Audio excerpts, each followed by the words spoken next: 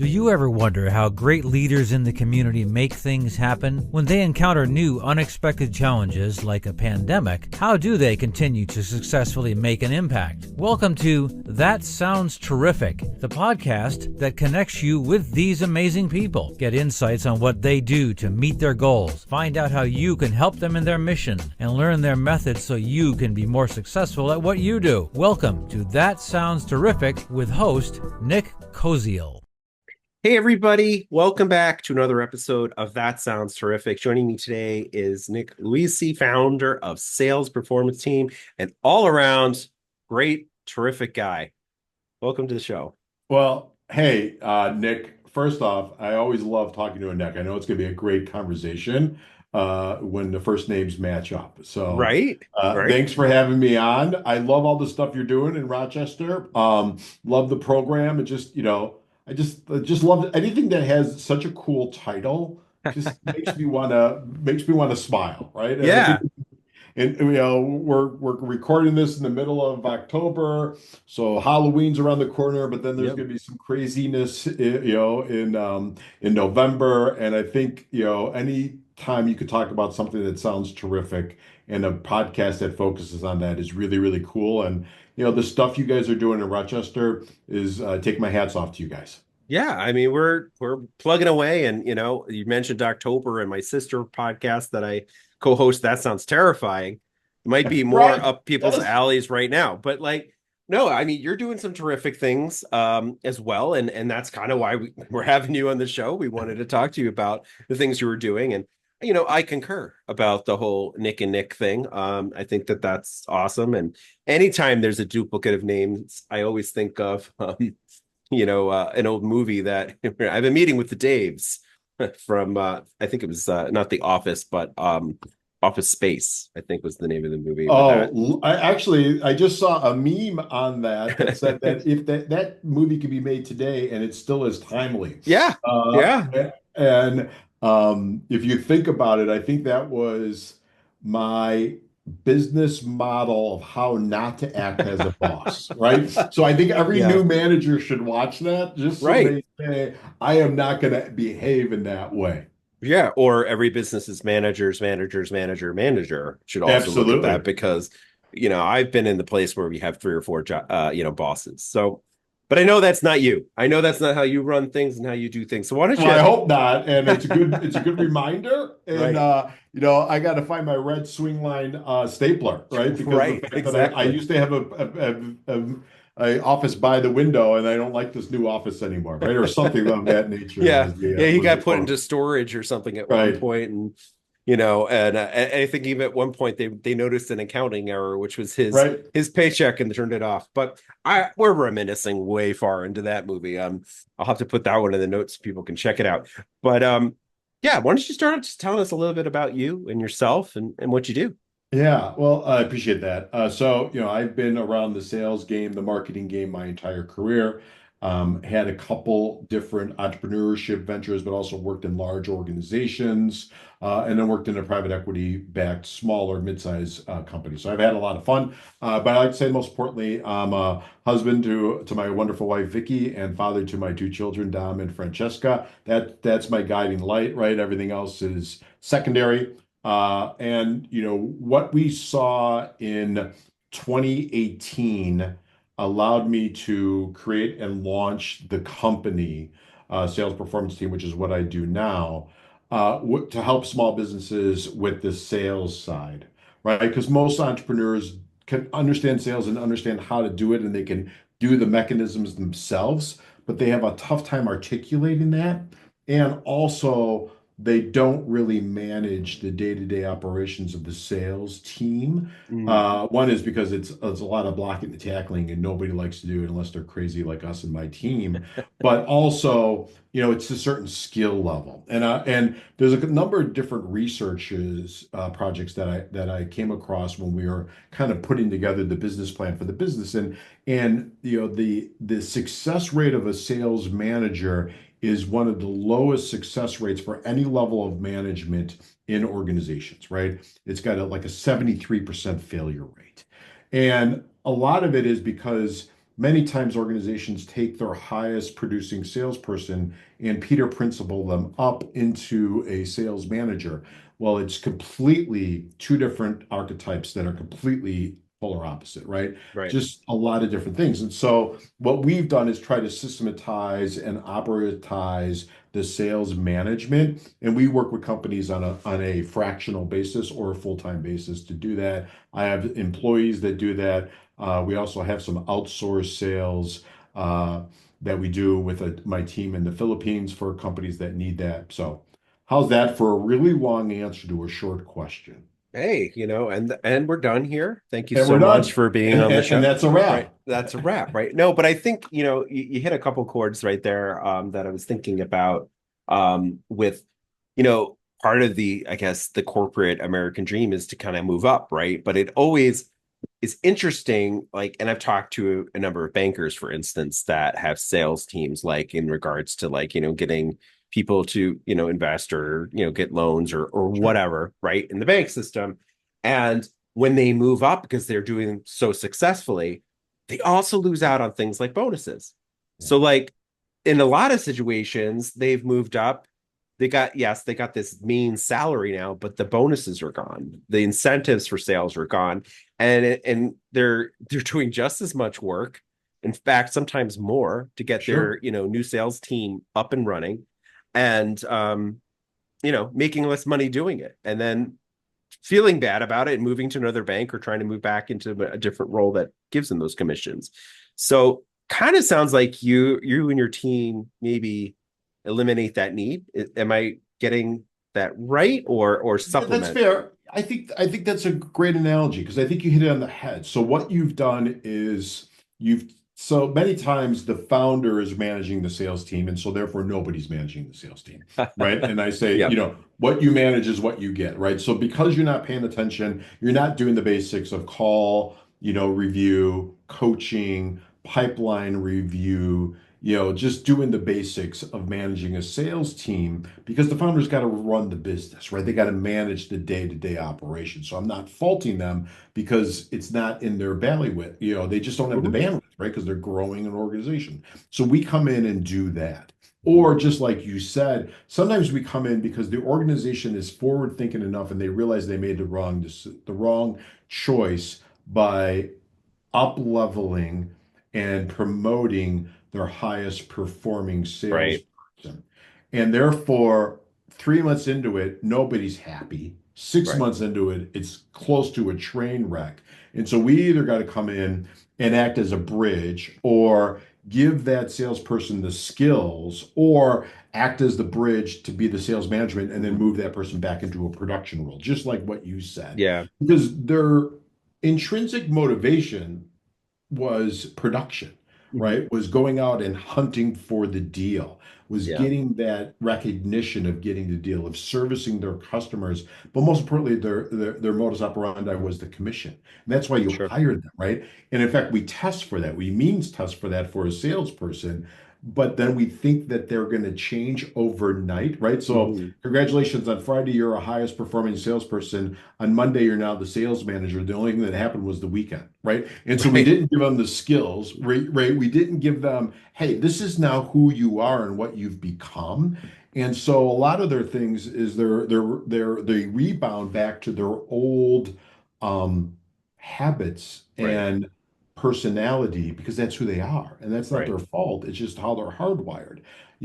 Some people are hardwired for management, mhm, some people aren't. And neither the two roads shall meet, if we quote Robert Frost, right? So you mhm, have to kind of work on that and realize that. And management is an art form, right? And we were joking about office space, right? So there are good managers out there. The Daves were not, right? Or the other folks in that were not, and they could demoralize the team. And so you have to kind of work on that. So. yeah. Have you ever seen like sort of a hybrid formation of that sales manager team or that supervisor where they come in out of being the top producing salesperson and they go into another role and the incentivize, his commission is getting his team or his or her team, um, you know, to be those top salesmen. So they earn commission off of the other commissions. Do you see that at all? Because I'm not really in the corporate world, so I'm a little bit Yeah, so less knowledgeable. historically there's an override, right? Mhm. Or if sales objectives are met, there's a bonus Oh, perspective. okay. And that's usually the what we'll call the comp package for a sales leader. You want to tie them to deals getting done or sales getting done and Sure. sales objectives getting hit. So that's common practice. Yeah. Do you see that as being a good enough supplement for the motivator, No, or no? Yeah, it's just no, still not that no. sales call and digging up the new. Yeah. Yeah, and think too, listen, salespeople are a different breed, and I'm not giving them a get out of jail free card, but they are a different breed. One is Mhm. they hate meetings. So now what have Sure. you done? You've created a manager and now you put him in bureaucracy, Right. right? And bureaucracy has to happen because that's how we run the business. It's not, bureaucracy becomes a bad word in certain instances, but it's not. You have to have HR, you have to have compliance, you have to have quality assurance, all of that. But now the sales leader loathes those. Hmm. And also those operational tactic tasks take him away from doing what he needs to do, which is coach and mentor and rise up and up level the skill set of his sales team of Hmm. what he or she, as you're quite good to point out, that that's what they're hired for, but they get mired down in all the other stuff, and that becomes difficult. Yeah, I mean, if you even think of it from a sports sort of analogy way, I always thought that when you get your star player and they're getting ready to retire and they want to go into like management or coaching or No, something like that, it's too often that they're not the best coaches. no. And part of the reason I think is because their craft came so naturally to them. It's very hard for them to kind of relay that skill to some, especially the lower players and the medium size, like and the medium players, the meat of the team, where to help them produce at a higher level. It came so naturally to them.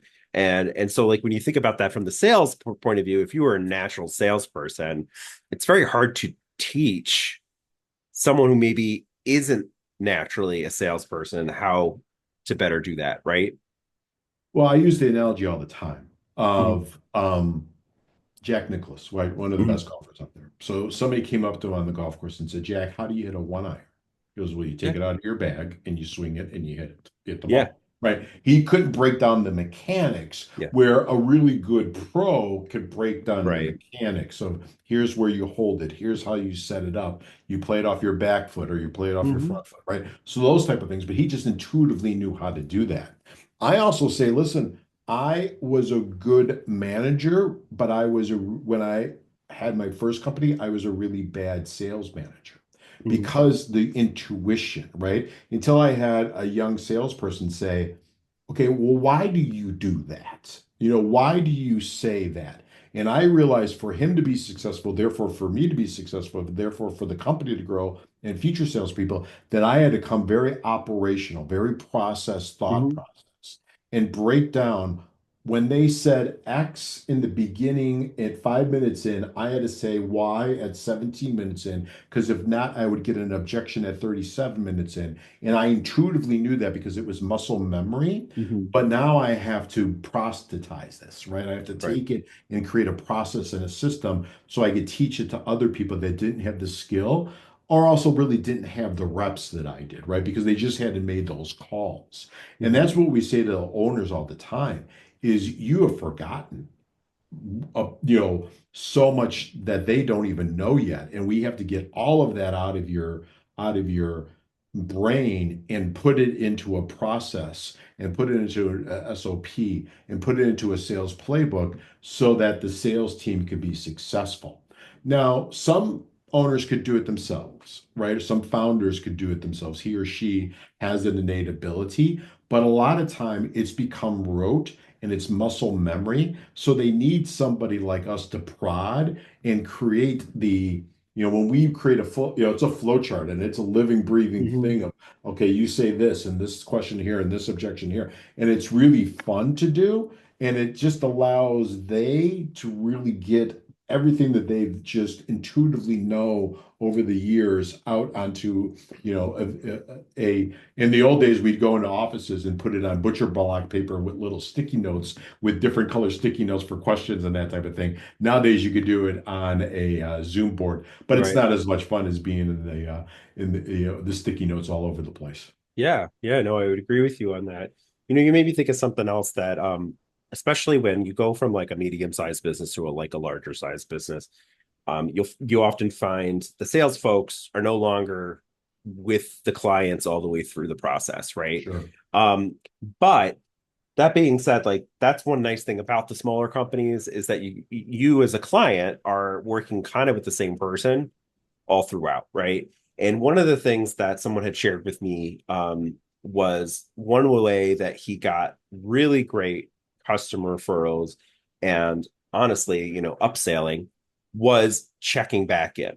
Sure. So, like, as the person who got the sale, always staying kind of in touch with the company, even though there's like an inside sales rep that's kind of, or maybe account relations manager that's taking over after that. Right. Um, I'd love to hear you just your opinion on like that process. Is that part of like what you instill, or yeah, Yeah, I think so. I think we're doing a huge disservice to sales for these reasons, right? mm, And if you think about so let's start at the beginning of the process where historically nowadays in certain types of selling environments, salespeople aren't generating their own meetings. They're not generating their own leads, or if they're doing it for a fraction of the time. Well, when you and I were growing up, and I was certainly growing up, it was full service yeah. account, right? So I opened the account, I managed the account, I closed the account, I upsold the account, I checked in the account, I tried to find Make out sure the different deliveries were points. going. Yeah, Yeah, I mean, that was your job, and that was so now we've compartmentalized this. And so now you've taken somebody that had a holistic view of the customer and their pain points and their journey, right? And now we've now have five different people servicing it. So it's disjointed. So yes, I agree that the best way to do it is have full account executives, right? So, from start to finish, cradle to grave, where they're constantly managing that book of business. But now here's where you do get a little bit of a ballywick, if you will. mm, There are in the business, we call it, there's the hunter and the gatherer, right? mhm, The hunter of this new business, right? So that's what he likes. There are people that should be account executives that get the new account and now their job is just to manage it, right? They like the bureaucracy of it. They like making sure they do the touch bases and that type of yeah, thing. So it just depends on the personality of the salesperson. But I do think that the smartest thing to do, even if you're a hunter, is to go back in and get referrals, yeah, right? To go back in and say, Jim, or in this case, let's use Nick. Nick, yeah, hopefully you're enjoying everything that we provided. Looks like the team is doing a good job servicing you and your account. And, love to know who else you know that I might just introduce myself to. And does it make sense for you to do a really quick reach out to them? Let them know that I'm going to be reaching out to them, and how wonderful we were for you, right? Something yeah, of that nature. yeah, Um, and I got mentored by some of the best, we'll call them old time sales guys, right? And these guys forgot what a fraction of us are just learning about sales. But what did they? One guy told me once, he's like, "Listen, Nick," goes, I don't know if XYZ product is, 3 centimeters or 7 centimeters. I don't know, blah, blah. Because there's people back at the plant for that. yeah, But I do know that Nick has a daughter that plays field hockey, right? mhm, I do know that Nick has a podcast that is also about scary things that are happening. I do know that, and right, so what he was an encyclopedia of everything that was mhm, going on in the lives of his clients and his clients' businesses and their companies, right? And that made him so good. yeah, That made him so valuable to his company. I mean, he was in his 70s and still hustling, right? yeah, And you just told me stories about how he built up his book of business. And I never shied away from buying him a lunch or breakfast, or whatever, and sure. just learned from these masters. Yeah, I mean, I had a guy like that too, and I love that because like also the guy that like we'll call you on your birthday. Yeah. We'll just say happy birthday. Hope you're having a great day. Leave me a Yep. message and then that's it.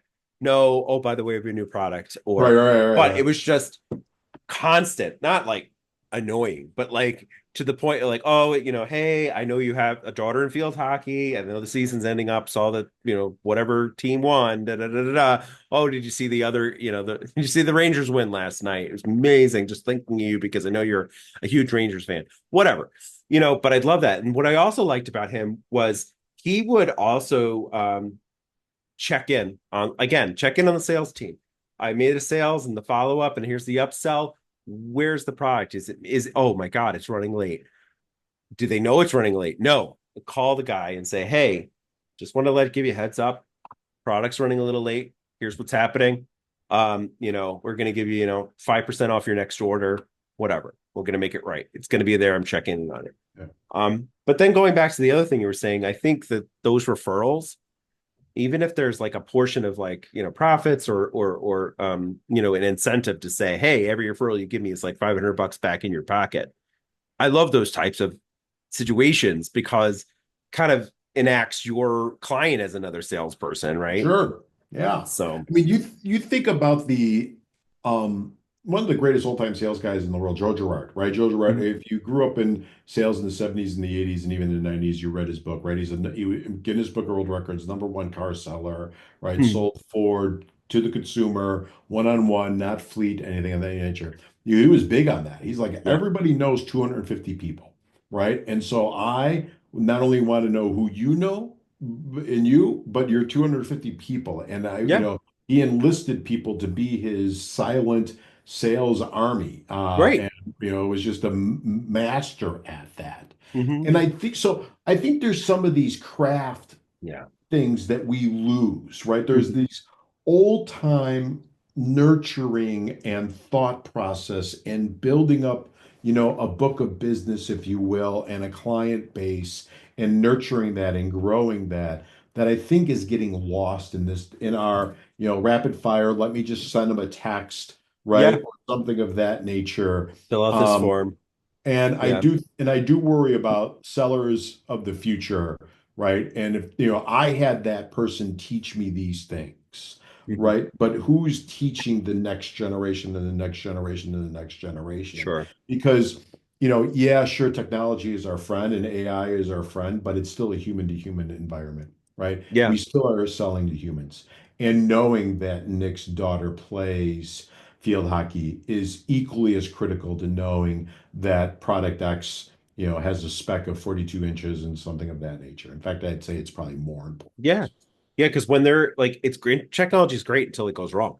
Till Right? it Like, stops. and then you Yeah. can't get a hold of any real life people to fix it. Right. And, Right. so yeah, I get it. I'll use an example. You're so Sure. spot on with that, Nick. I use an example today. One of my clients, I reached out to the salesperson. I'm like, how's everything going today? He goes, it's terrible. My computer's down. He goes, I've got 3 calls in the afternoon. And I don't have a backup computer. I'm trying to get on with tech support right Sure. now. Right. So now I'm like, well, just call him on the phone. Oh, I didn't even think about that. Right. Right. How, technology becomes a crutch too. Mhm. And how do we maximize only the personal environment, but also, everything else. Yeah, I mean, my job is attached to a university hospital system. So there's another layer of security on top of things. And I can't tell you Sure. how many times I need to, re-sign into Zoom. And like just today with, I was sharing before we went on the air, I had a little bit of like a family sort of emergency where I was helping my daughter with something. And, um, I couldn't sign in to like let people know that I wasn't going to make the meetings. It's just so technology can be a great thing to speed things along and make things easier, but it also can stop you dead in your tracks, put you behind. So, Yeah. but I think we've talked about a lot of things already, a lot of great topics, and I kind of want to get back to a little bit more about what it is that you do and how what kind of customer you're looking for and how you help people and companies. So what's your sort of ideal client?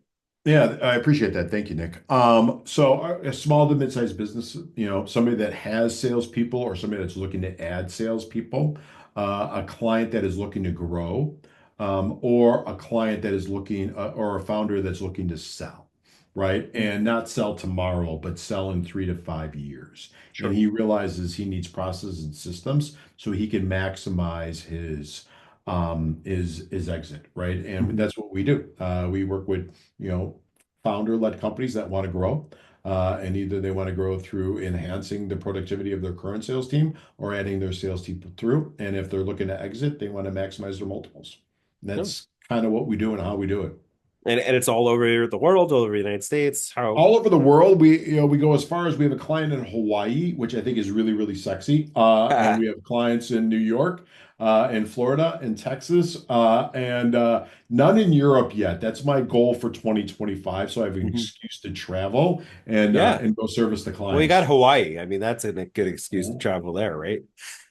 You betcha. You betcha. Mhm. Just gorgeous, right? Yeah, And certainly it's interesting to see what they're doing post fires that they had to deal with. And that's you true. lived in an area that got, certainly decimated by that. So, that community really is strong and coming together. And I just, it's wonderful, horrible to see it happen, but Yeah. wonderful to see the human element and everything. We are Americans, we are Hawaiians, right? We're not, red state, blue state, purple state. We're none of that. Yeah. We're just going to solve for our neighbor, which I think is what we're about. Yeah, we're in the height of red state, blue state right Oh now my when you think gracious. about Oh it. yeah. I cannot wait until this episode will have already been launched after the results of that red state, blue state stuff. So I cannot wait for that, to be honest. I'm sick of it. But um so I wanted to also ask about what are the other things that, you know, you like to do in your company likes to do outside of just the regular business sales stuff? I mean, how else do you get involved? So I like to do a lot of mentoring and working with, I focus up my specifically working with entrepreneurs or young people that want to go into the career of sales, right? So I Mhm. mentor young people that are college students, want to teach them how to find a job, work with them on their skills, give them somebody they could reach out to because a lot of times they don't feel they could reach out to their boss. So I mentor Right. young people, especially specifically people that are going into sales or transitioning into sales. That's the first thing I love to do, right? And I was blessed. People helped me. I'm at that point in my career where I need to help others back. And I watched how wonderful people were when my daughter and son were looking for their first professional jobs. And I said to myself, I will always do that. Second thing that I like to do is work with young entrepreneurs and people that are trying to grow their business or launch a product or service. So I'm getting Mhm. involved in some charities that do some things like that. We try to give back our time. We do some pro bono work, all that type of stuff. On a personal note, listen, I'm a foodie, right? Yeah. My wife and I love that. We love the arts. Mhm. We're taking the family to New York for after the Christmas holiday to go see some shows. My son and I are going to go see an Islander. I just bought the tickets, so I'm treating him to the Islanders versus the Boston Bruins. He wants to Mhm. see Madison Square Garden. So, I'm all about travel. I'm all about food. I'm all about experiences, right? We look around and, just we got too much stuff, right? I rather enjoy experiences with the family and, and just kind of grow that way. No, that's awesome. The Islanders game will be very cool. There were years ago where I probably would have been like, all right, well, you're off my show now for mentioning the Islanders, but I've become a much more big hockey fan over the rivalries, right? So Well, it's I did, a phenomenal sport, yeah. and well, I guess maybe I'm not. Maybe we're going to Madison Square Garden. So which team plays there? Oh, that's the Rangers. Yeah, so that's who we're going to go see. So I'm Oh, seeing the okay. Rangers versus the Bruins. Yeah, that'll be a cool game that's become, I think, more of a rivalry over the last couple of years because of how good both teams have been. Um, yeah, but I grew up on Long Island, so people always wondered why I wasn't an Islander fan, and why I like the Rangers, but whatever. Well, Um, I'm in Chicago, and we had the phenom, or that young yeah, man, yeah, unfortunately got horribly injured. mhm, But I remember listening. The Blackhawks weren't very good, but every time he traveled, he would sell out stadiums because yeah, it was almost like a Michael Jordan. People wanted to see him play. yeah. It's kind of like women's basketball with Caitlin Oh, Clark and Caitlin stuff. Clark, what a Yeah, phenom! Oh, Yeah. phenomenal. And everyone's trying to like knock that poor woman down. It's I like, They just it's announced today that well, it's gonna air later, but yeah, today it was on NPR that they decided to opt out of the collective bargaining. I'm like, well, she didn't do too bad for you guys right. by raising the price of tickets to they were $300, $400. Yeah. When a year ago you could get them for 20 cents. Yeah.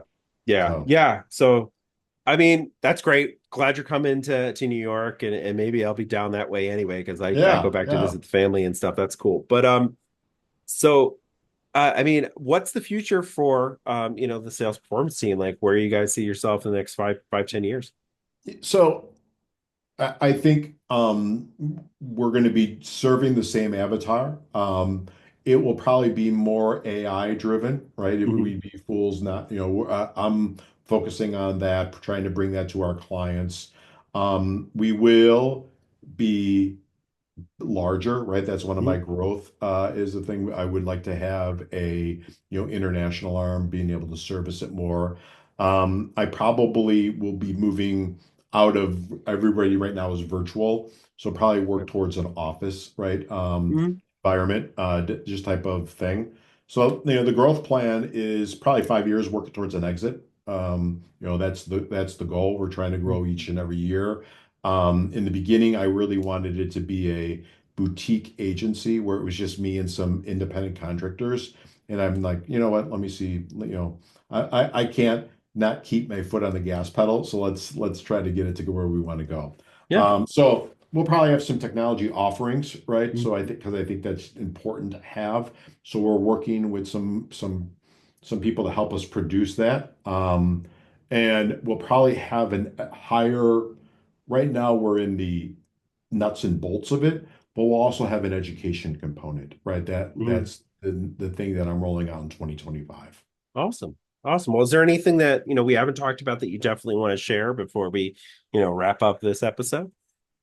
I just appreciate, like I said, I think what you're doing is great. I think the title is phenomenal.